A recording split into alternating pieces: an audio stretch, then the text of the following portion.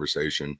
Um, I'll probably be here for about 15, 20 minutes at the most, because I actually have to leave at 9 o'clock Palo Alto time.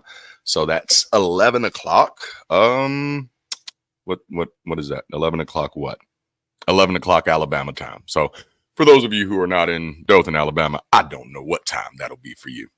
But please forgive me if the internet is lagging a little bit. I'm dealing with hotel Wi-Fi, hotel internet, um, and all of that jazz. But I wanted to jump in, of course, because for those of you who don't know, which probably isn't a lot because it's all over my Facebook right now, today is my birthday. Today I turn.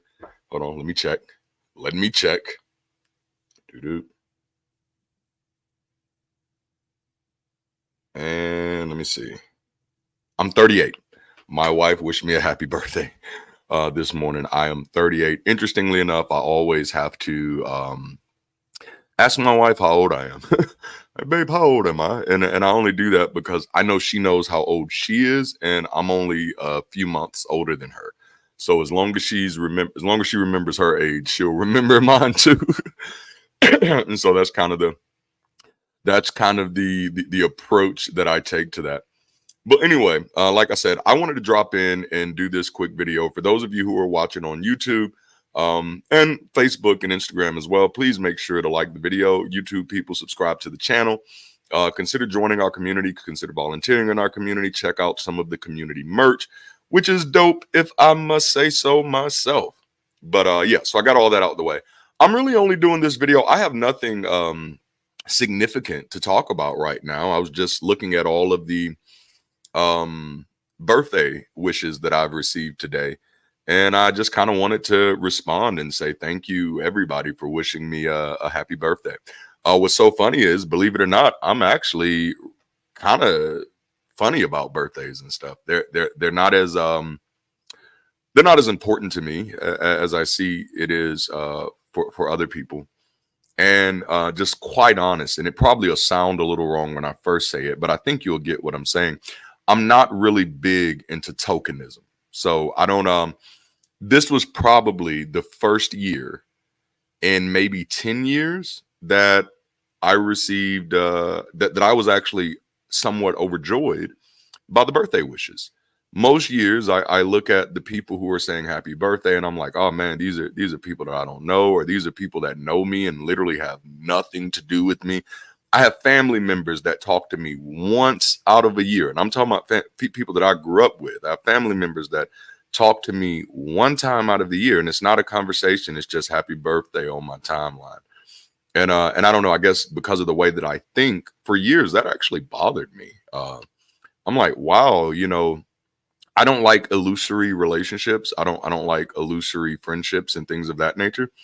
So typically it's very hard for me. Someone says happy birthday. I'm like, oh, okay, that's nice. I know you're saying it to be polite. I know you're saying it because it's the thing to do. But this year was very much different, because as I was reading through a lot of the happy birthday wishes, some of the ones that I've gotten on my page, some of the ones I've gotten in my messages and in my text messages and other social media. And it was a really good feeling, just knowing that a lot of the people who were wishing me a happy birthday this year actually value who I am as a person and aren't just doing it, but because it's a trigger thing to do, kind of like, wishing somebody a Merry Christmas or Happy Holidays. You really don't give a fuck if they're going to have Happy Holidays or a Merry Christmas or not. You may not recognize that you don't, but you don't. I'm telling you, you don't. That's how it works. You're saying it to be polite. You're saying it because we're socially constructed that way. But when people move beyond that, and you can kind of tell, it means something to you when someone tells you, like walking down the street, hey man, how you doing? I'm doing good. Like you don't really think that person is asking you how you're doing. You recognize that they are extending a social gesture, and what's appropriate is to say something quick and keep moving. And that's a lot of times because we're so used to doing that with other things. We also do that with birthdays too. Thank you, Jason. I appreciate that, man. It's a good day. But yeah, we often do that with birthdays too. So this year has been very refreshing. because a lot of the happy birthdays I got this year did not feel like, hey, how you doing type of thing.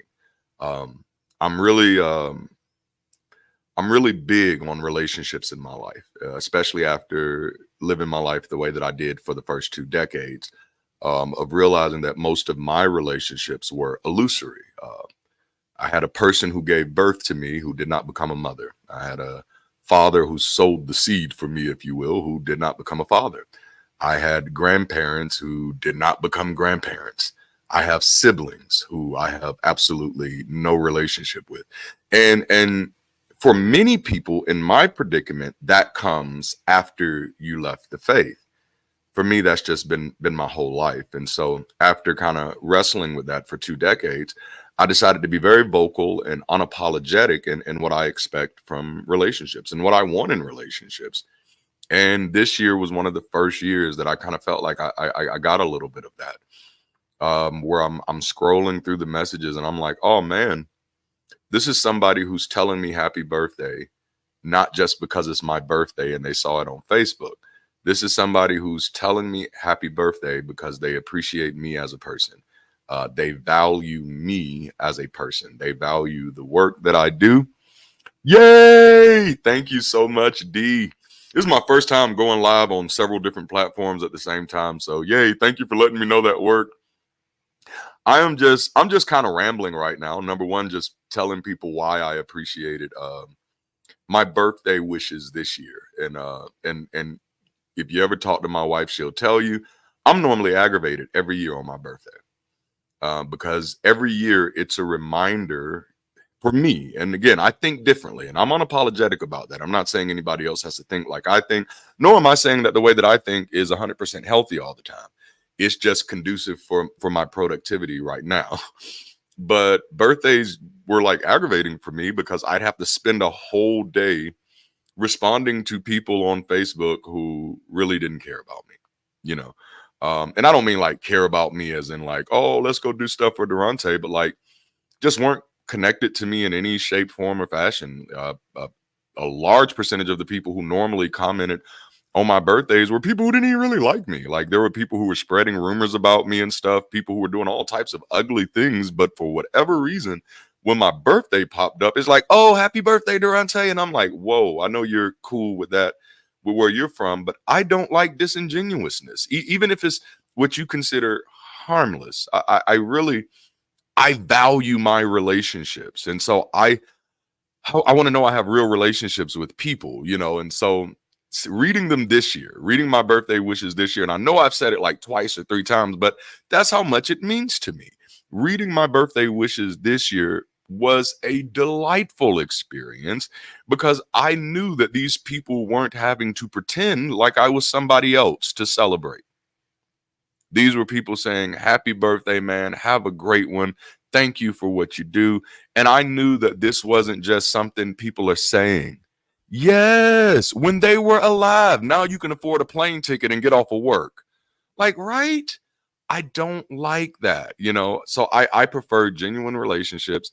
And ever since I've kind of stepped out of the prayer closet, I've been finding more and more and more of that. People who are genuinely interested in what's going on in my life, people whose lives I'm genuinely interested in what's going on in theirs, people who genuinely want to see you happy and not just want to see you conformed to whatever misinformation they've conformed to or that they've attached themselves to. People who are not, holding your life accountable to their own life. It's just saying, no, I see somebody out here doing things that are important to them. And even if I don't understand them all the time, I love that this person has such a great heart and a great mind and is trying to do the work. I have not had that type of environment until this year. And in that I almost want to say I can thank God for technology, right? But no, like thank humanity, like for technology, because technology has given me new family and new friends, just all over the world. And seeing your comments today really did kind of lift my spirits a little bit. I'm out of town. I'm in California. This is the first time that I've been away from my family for an extended period of time, and I don't like it. It's not a feeling that I like. Again, I had some time early this morning because I couldn't sleep because I'm away from my family. So I did record another Bible study. So I'll talk about it a little more on that as well. Because I don't like being away from my wife and kids. I got married on purpose. I have kids on purpose. I enjoy them. I enjoy my family. I enjoy being a part of my family. And it's not just that I enjoy them. They're a part of me, like a major part of my life, a major part of my motivation. And so not having them here with me is like being at the playoffs and not having your lucky draws on. You know what I'm saying? Like my family is my lucky draws, you know? And so I was a little down because they're not here with me. And that's just hard. You know, I have 4 kids. And so I'm used to a house full of, I have 4 kids and a dog, man. So I'm used to a house full of noise and things of that nature. So waking up today and just seeing a lot of birthday wishes from people who I knew meant it, you know, thank you so much. And I feel the exact same way. I cannot wait. I cannot wait to meet you all. Man, that's just beautiful. But I do. I love you all. I appreciate you all. I don't know if you know how valuable you have all been for me this year.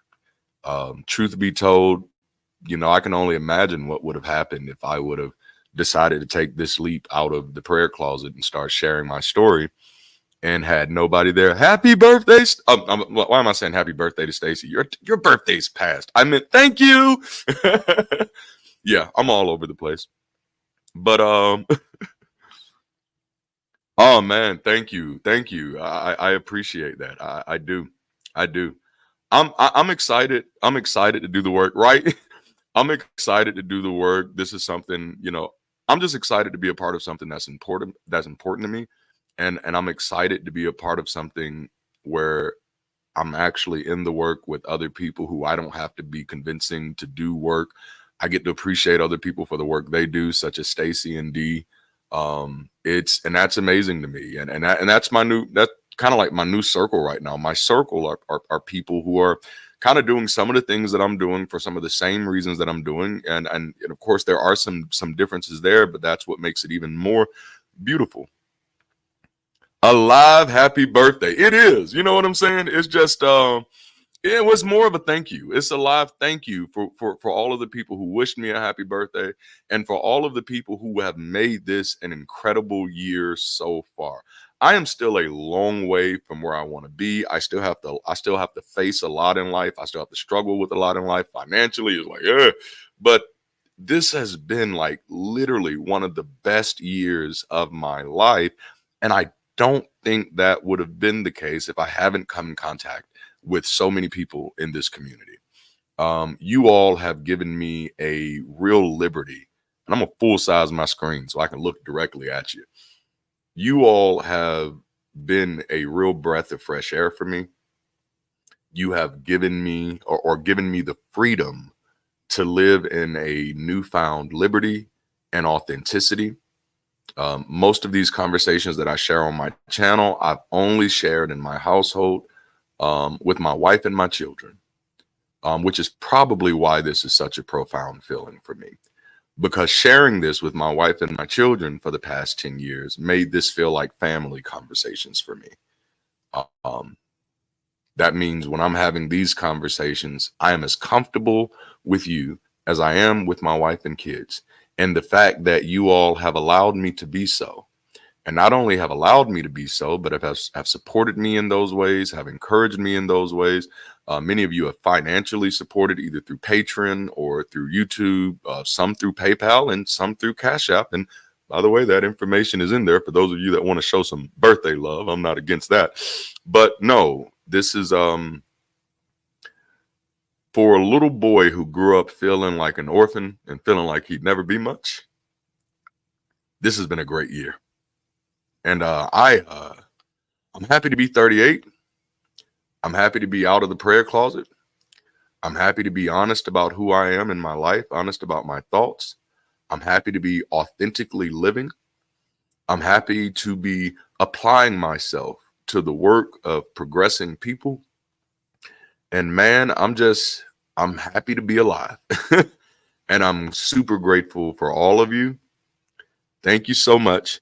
I got to go downstairs because I have to get ready to get picked up to go film this documentary which I can't wait for you all to see. I don't know any more information about it than that, other than I'm in it. And I think there's some other people in it too, but I'm going to head over to the spot. Thank you so much. I appreciate that. It's going to be a competition. We're going to see who can be the happiest for each other, because as happy as y'all are for me, I am incredibly happy for each and every one of you.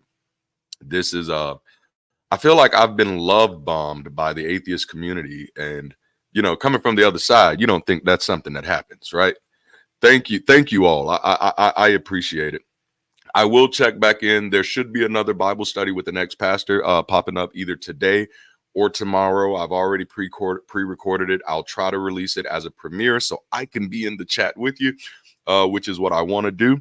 And also be on the lookout. We have some exciting things coming down the pipe. I had an idea about something. Well, it wasn't even my idea. Somebody said it in the chat, and I thought it was a great idea. And it was something pulling together some key Black atheists for an event. And what I did, I passed that idea off, because as much as grateful as I am for everybody, who's been honored by my voice and contribution, Mandisa Thomas of Black Non-Believers, they've been doing this with a heart for the Black community for over a decade. And so instead of me coming in as the new kid on the block and saying, "Oh, I'm the rising star" or whatever else, I decided to pass that information off to Mandisa, and I've offered myself to be able to partner with them in any way they see fit. And so be on the lookout next year for an exciting event from the Black Non-Believers. And when I say exciting, it's going to be damn near an atheist revival. So so be ready for that. And then another thing, I got to make some time to actually have this conversation today, because I've been putting it off. But I have another ex-pastor friend who I just met recently, who is also an atheist now. And so he and I are thinking about doing a show together. Oh, thank you so much. I appreciate you. That means a lot to me. Thank you. But he and I are thinking about doing a show together, and we're going to partner with Wes over at Skeptic Haven, because I don't know a lot about call-in shows, but we're thinking about doing an ex-pastor call-in show, where he and I will be on the show as ex-pastors, and we'll allow people to call in. It won't be really a debate show. I don't know if y'all can tell, but I don't really debate. And the reason I don't, it's not because I'm like, oh, that's too, I'm just too holy and humble and I don't want to hurt anybody's feelings. It's because I will hurt people's feelings. I can be civil, but I'm not going to pretend that what someone is saying is rational for the sake of other people. So I don't really debate. It's unproductive for me. I enjoy debates. I am a fan of the line, like a fan, primarily because I let my family watch it. And I say, do you see why it's so hard for me to talk to people? This is why. People don't know how to answer a simple question. And it's because they have all of these people always trying to preempt you. And I'm like, you can't have a conversation in good faith if you're trying to preempt the other person. So that's why I don't really do debates. But it will be a call-in show for people to seek secular help. There are a lot of people out there struggling with a lot of things, especially people who are deconstructing and deconverting. And so we wanted to do something a little different, where we are kind of picking up our pastor robes, if you will, but from a secular perspective. And what really gave me this idea was when I was on Skeptic Haven with Dr. Ray, and a young lady called in who was a former Muslim, and she was really struggling with some things. And I was able to share some information with her in that moment that allowed her to have a moment.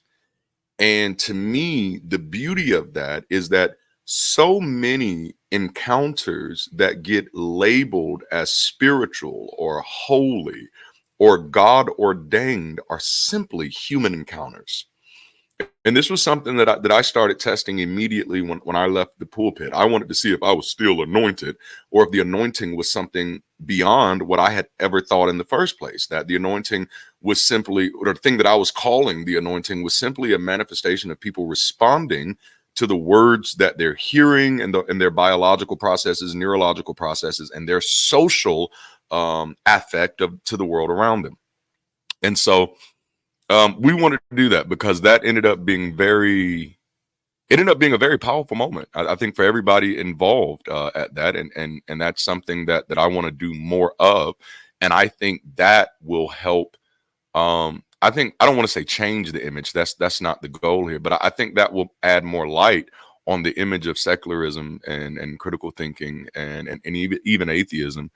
Because there are a lot of people who believe that there is no inspiration on this side, that there's no motivation on this side, that there's no comfort on this side, that there is no help on this side, and that's just not true. And some of them think that, coming on this side means I'm going to have to leave the realm of these very emotional and psychological experiences that they may have enjoyed, because they think, well, those experiences were only connected to God. And I'm like, well, see, as an atheist, because my starting point is God doesn't exist, then my mind, I already understand that those things are not connected to God. The things you experience in church, or when someone's praying for you, or when someone's, prophesying over you, they could have been saying Iron Man said it. And if you believed Iron Man said it, you still would have had the exact same feeling. These are very human processes. And I am definitely an advocate for a form of atheism that is more humane in our sociology, because as a social species, we have a lot of experiences that we have a hard time labeling, and it was our superstition that allowed us to add labels like God and Jesus, which made it easy for us, because then that meant we didn't have to understand it, we didn't have to do any other work behind it. But I advocate for an experience where people can still have those experiences and just understand, the bio processes that are happening, which is absolutely fascinating. And because that means that we as a species, in a very surreal way, have an ability to kind of heal each other, at an emotional level, at a mental level. We have an ability to even self-heal deep traumatic hurts and wounds, and I don't think that's something we should sleep on. And I don't think that's something we should forfeit to superstition. I don't think that's something we should forfeit to religion. I think for those of us who are humanists, who are atheists, I think we should be looking to create as many experiences as possible where humans can explore their emotional selves, their neurological selves, their psychological selves, and their social selves in a greater depth. Because if anything, that's what religion has robbed us of. It's the ability to know and understand. It's not, it didn't just give us a belief, it gave us a belief in place of getting understanding. And so now I've just referred to replace that belief with actually understanding what's going on, and then using that understanding to help people. And then by realizing that helping people, I don't need to, condemn people to do what I do to help them. I don't need to say, oh, you got to be just like me to help. A more humane way, or more humanist way of approaching this is to really pay attention to people. And oh, I can talk about this for days. Y'all already know, because this is it for me. My whole passion is building community. I like that people like me. I like that people like my voice. I love that people love my content. That's great. But the only reason I love it is because that means there are more people. That means there are more people who are more likely then to hear this message of, hey, let's build secular communities, and who are likely to hear that message and want to go out and do something about it. So, and that's one of the biggest reasons that I appreciate all of you, because if it wasn't for you, I wouldn't be able to get this message out. And if you notice, I've started talking really fast because the clock is ticking and I've got to get downstairs. But I love you all. Thank you for supporting. If you haven't already, like the video, subscribe to the channel, check out our merch, consider joining our community, consider volunteering in our community, because we need it. Thank you so much. I really do appreciate that. Consider supporting the work that we do financially. And if you ever want to know why, I tell you, go back and watch the Sunday sessions. I do a lot of deep dives in what we're trying to do. And this next Sunday session is called How to Human. We're doing 5 weeks talking about how to human. Now, mind you, in this series, I will not be telling you how to human. We will be exploring this idea together, trying to figure out what it actually means to be human, and giving other people grace and space to human differently than you do. So that's going to be a fun series. We'll be in that for about 5 weeks. And then after that, we're going into another series called Please Don't Stop the Music, which is I think it's going to be fun, because it's going to be about trying to, get some harmony in your life out of the chaos. And it's definitely something I need right now. And I'm sure a lot of you do too. So we'll have fun in that too. Again, thank you all for hanging out with me. I love you all. Until next time, keep rising, stay progressive, and do your damn best to stay beautiful. I'll holler at you later.